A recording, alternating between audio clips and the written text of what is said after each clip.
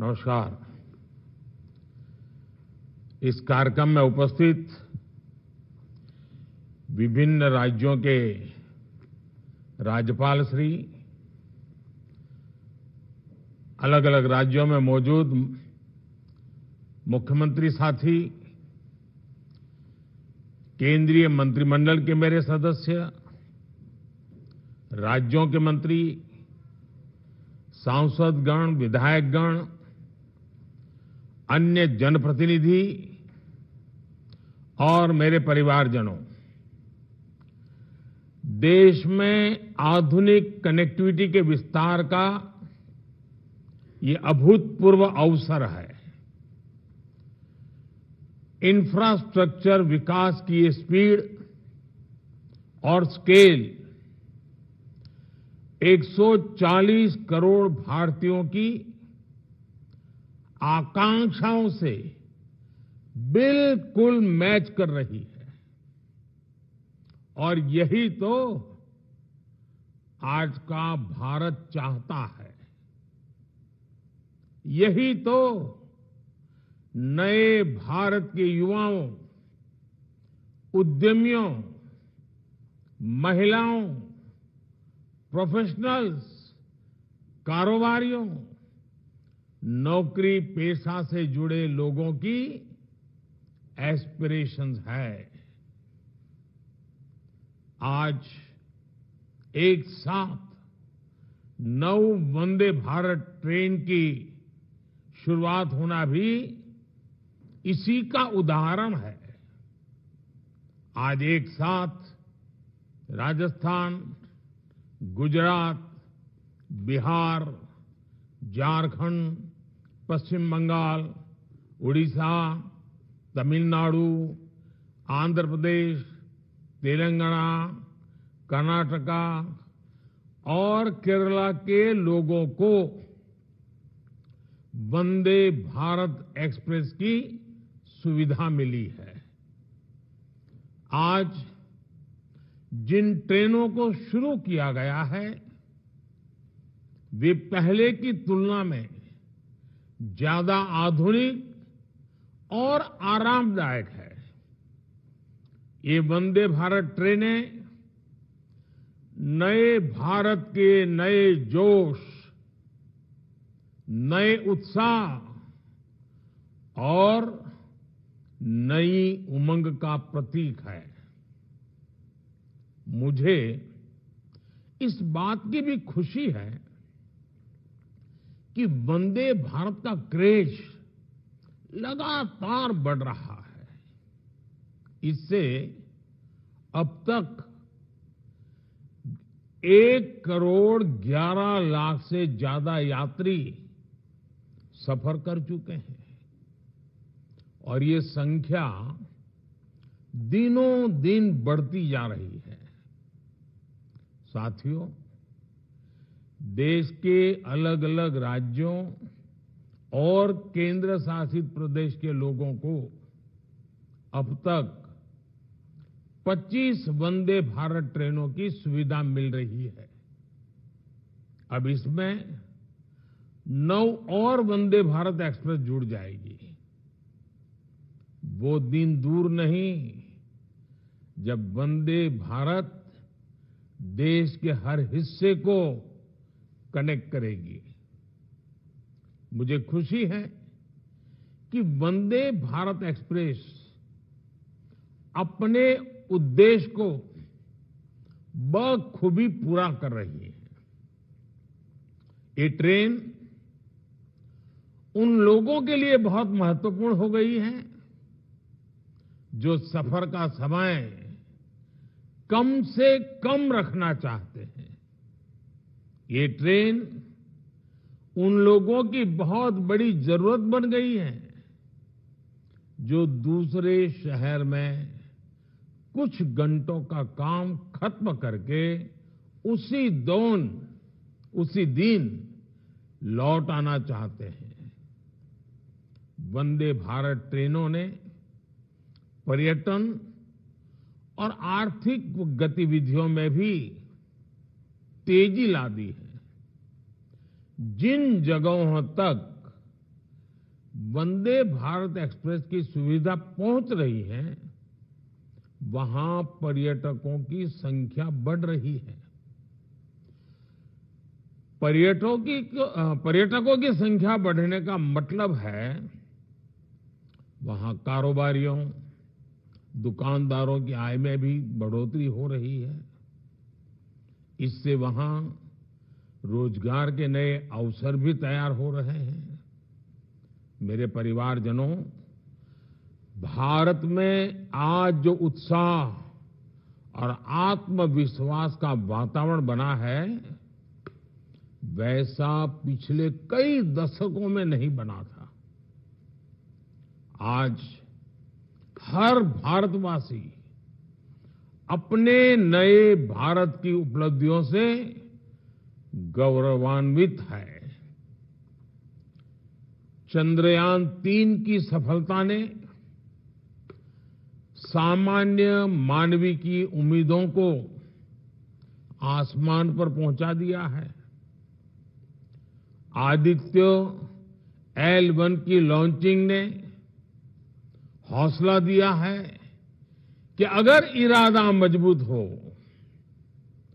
तो कठिन से कठिन लक्ष्य को भी हासिल किया जा सकता है। G20 समिट की कामयाबी ने ये विश्वास दिया है कि भारत के पास डेमोक्रेसी, डेमोग्राफी और डायवर्सिटी की कितनी अद्भुत ताकत है। आज भारत के कूटनीतिक कौशल की दुनिया भर में चर्चा हो रही है। हम हमारे विमेन लेड डेवलपमेंट के विजन को दुनिया ने सराहा है। अपने इस विजन पर आगे बढ़ते हुए सरकार ने संसद में नारी शक्ति वंदन अधिनियम पेश किया था। नारी शक्ति वंदन अधिनियम के आने के बाद हर सेक्टर में महिलाओं के योगदान और उनकी बढ़ती भूमिका की चर्चा हो रही है। आज कई रेलवे स्टेशनों का संचालन भी पूरी तरह से महिला कर्मचारियों द्वारा किया जा रहा है।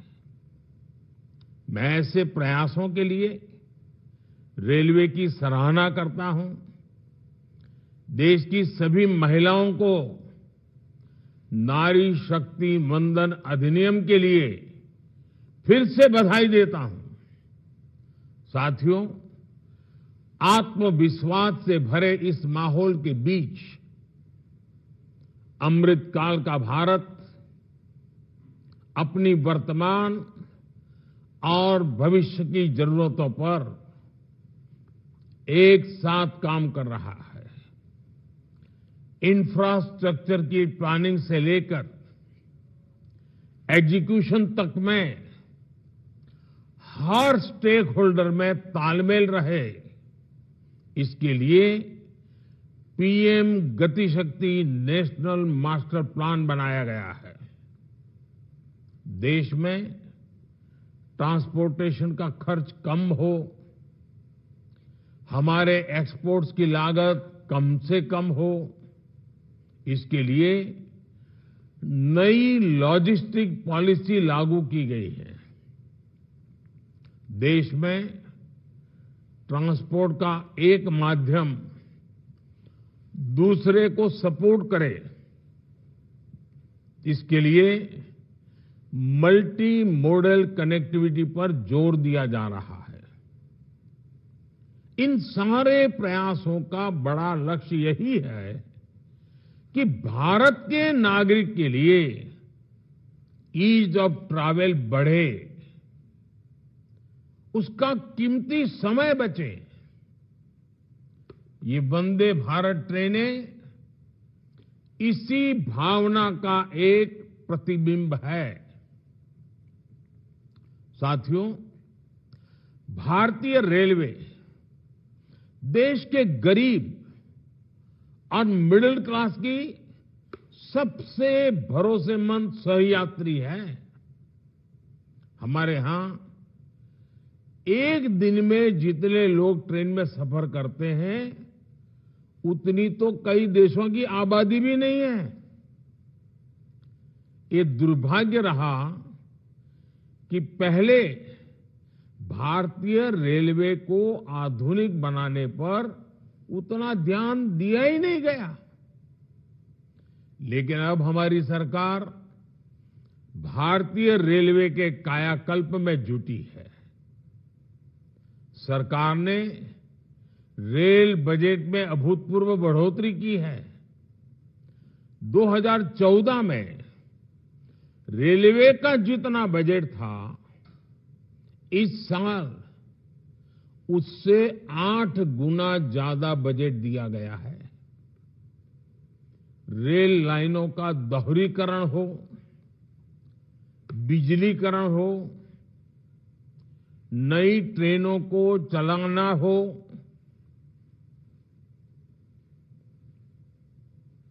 नए रूट्स का निर्माण हो, इन सभी पर तेजी से काम हो रहा है। साथियों, भारतीय रेल में यात्रियों के लिए अगर ट्रेन चलता फिरता घर होती है तो हमारे रेलवे स्टेशन भी उनके अस्थायी घर जैसे ही होते हैं। आप और हम जानते हैं कि हमारे यहां हजारों रेलवे स्टेशन ऐसे हैं जो गुलामी के काल के हैं, जिनमें आजादी के 75 साल बाद भी बहुत बदलाव नहीं आया था। विकसित होते भारत को अब अपने रेलवे स्टेशनों को भी आधुनिक बनाना ही होगा। इसी सोच के साथ पहली बार भारत में रेलवे स्टेशनों के विकास और आधुनिकीकरण का अभियान शुरू किया गया है। आज देश में रेल यात्रियों की सुविधा के लिए रिकॉर्ड संख्या में फुट ओवरब्रिज, लिफ्ट्स और एस्केलेटर्स का निर्माण हो रहा है। कुछ दिनों पहले ही देश के 500 से ज्यादा बड़े स्टेशनों के रीडेवलपमेंट का काम शुरू किया गया है। अमृत काल में बने ये नए स्टेशन अमृत भारत स्टेशन कहलाए जाएंगे। ये स्टेशन आने वाले दिनों में नए भारत की पहचान बनेंगे। मेरे परिवारजनों, रेलवे स्टेशन कोई भी हो, उसका एक स्थापना दिवस जरूर होता है, जन्म दिवस जरूर होता है। मुझे इस बात की खुशी है कि अब रेलवे ने रेलवे स्टेशनों का जन्मोत्सव यानी स्थापना दिवस मनाना शुरू किया है। हाल ही में तमिलनाडु के कोयम्बटूर, मुंबई के छत्रपति शिवाजी टर्मिनस, पुणे समेत कई स्टेशनों के स्थापना दिवस को सेलिब्रेट किया गया। कोयम्बटूर के रेलवे स्टेशन ने तो यात्रियों की सेवा के 150 वर्ष पूरे किए हैं। ऐसी उपलब्धियों पर वहां के लोगों को गर्व होना बहुत स्वाभाविक है। अब रेलवे स्टेशनों का जन्मदिवस मनाने की इस परंपरा का और विस्तार किया जाएगा। इससे ज्यादा से ज्यादा लोगों को जोड़ा जाएगा। मेरे परिवारजनों, अमृत काल में देश ने एक भारत श्रेष्ठ भारत इस विजन को संकल्प से सिद्धि का माध्यम बनाया है। 2047 के जब देश आजादी के 100 साल मनाएगा, 2047 विकसित भारत का लक्ष्य हासिल करने के लिए हर राज्य के लोगों का विकास भी उतना ही जरूरी है। पहले की सरकारों में जब कैबिनेट का गठन होता था, तब इस बात की सबसे ज्यादा चर्चा होती थी कि रेल मंत्रालय किसको मिलेगा। माना जाता था कि रेल मंत्री जिस राज्य से होगा, उसी राज्य में ज्यादा ट्रेनें चलेगी। और उसमें भी होता ये था कि नई ट्रेनों की घोषणाएं तो कर दी जाती थी, लेकिन पटरी पर बहुत कम ही उतरती थी। इस स्वार्थ भरी सोच ने रेलवे का ही नहीं, देश का बहुत बड़ा नुकसान किया, देश के लोगों का नुकसान किया। अब देश किसी राज्य को पीछे रखने का जोखिम नहीं ले सकता। हमें सबका साथ, सबका विकास के विजन को लेकर आगे बढ़ते रहना होगा। मेरे परिवारजनों, आज मैं रेलवे के अपने परिश्रमी कर्मचारियों से भी एक बात कहूंगा। जब कोई दूसरे शहर या दूर किसी जगह से यात्रा करके आता है, तो उससे सबसे पहले यही पूछा जाता है कि सफर कैसा रहा। वो व्यक्ति सिर्फ अपने सफर का अनुभव ही नहीं बताता, वो घर से निकलने से लेकर मंजिल तक पहुंचने की पूरी बात करता है। वो बताता है कि रेलवे स्टेशन कितने बदल गए हैं, वो बताता है कि ट्रेनों का परिचालन कितना व्यवस्थित हो गया है। उसके अनुभवों में टीटी का व्यवहार, उसके हाथ में कागज की जगह टैबलेट, सुरक्षा के इंतजाम, खाने की क्वालिटी, सब प्रकार की बातें होती हैं। इसलिए आपको, रेल के हर कर्मचारी को ईज ऑफ ट्रैवल के लिए, यात्रियों को अच्छा अनुभव देने के लिए लगातार संवेदनशील रहना होता है। और आजकल ये बातें जब सुनने को मिलती है कि इतना अच्छा हुआ, इतना अच्छा हुआ, इतना अच्छा हुआ, तो मन को एक खुशी मिलती है। और इसलिए मैं ऐसे जो प्रतिबद्ध रेल कर्मचारी हैं, उनकी भी जी जान से बधाई करता हूं। मेरे परिवारजनों, भारतीय रेलवे ने स्वच्छता को लेकर जो नए प्रतिमान गढ़े हैं, उसे भी हर देशवासी ने नोटिस किया है। पहले की अपेक्षा अब हमारे स्टेशंस, हमारी ट्रेनें कहीं ज्यादा साफ रहने लगी है। आप जानते हैं, गांधी जयंती दूर नहीं है। स्वच्छता के प्रति गांधी जी का जो आग्रह था, वो भी हम जानते हैं। स्वच्छता के लिए किया गया हर प्रयास गांधी जी को सच्ची श्रद्धांजलि है। इसी भावना के साथ अब से कुछ दिन बाद 1 अक्टूबर को सुबह 10 बजे, याद रखिए, 1 अक्टूबर को सुबह 10 बजे स्वच्छता पर एक बहुत बड़ा आयोजन होने जा रहा है। देश के कोने में हो रहा है और देशवासियों के नेतृत्व में हो रहा है। मेरा आपसे आग्रह है, बहुत आग्रह है, आप भी स्वच्छता के इस अभियान से जरूर जुड़े।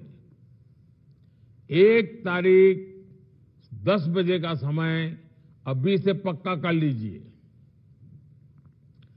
गांधी जयंती पर हर देशवासी को खादी और स्वदेशी उत्पादों की खरीद का मंत्र भी दोहराना चाहिए। 2 अक्टूबर को गांधी जयंती है, 31 अक्टूबर सरदार वल्लभ भाई पटेल की जयंती है। एक प्रकार से पूरा महीना हम प्रयत्नपूर्वक खादी खरीदें, हैंडलूम खरीदें, हैंडीक्राफ्ट खरीदें। हमें लोकल के लिए ज्यादा से ज्यादा वोकल होना ही है। साथियों, मुझे विश्वास है कि भारतीय रेल और समाज में हर स्तर पर हो रहा बदलाव विकसित भारत की और एक महत्वपूर्ण कदम साबित होगा। मैं एक बार फिर नई वंदे भारत ट्रेनों के लिए देश के लोगों को बहुत बहुत शुभकामनाएं देता हूं। बहुत बहुत धन्यवाद। माननीय प्रधानमंत्री जी, आपका बहुत बहुत आभार, धन्यवाद। अब मैं आदरणीय प्रधानमंत्री जी से देश के अलग अलग राज्यों में संचालित होने वाली 9 वंदे भारत ट्रेनों का हरी झंडी दिखाकर शुभारंभ करने का आग्रह करती हूं। और जैसा कि हम देख रहे हैं, माननीय प्रधानमंत्री जी ने हरी झंडी दिखाई है। राजस्थान, तमिलनाडु, तेलंगाना, आंध्र प्रदेश, कर्नाटक, बिहार, पश्चिम बंगाल, केरल, ओडिशा, झारखंड और गुजरात राज्यों को वंदे भारत एक्सप्रेस की सौगात मिली है। उदयपुर जबलपुर वंदे भारत एक्सप्रेस, तिरुनेलवेली मदुरई चेन्नई, हैदराबाद बेंगलुरु, विजयवाड़ा चेन्नई, पटना हावड़ा, कासरगोड तिरुवनंतपुरम, राउरकेला भुवनेश्वर पुरी, रांची हावड़ा, जामनगर से अहमदाबाद वंदे भारत एक्सप्रेस इसमें शामिल हैं।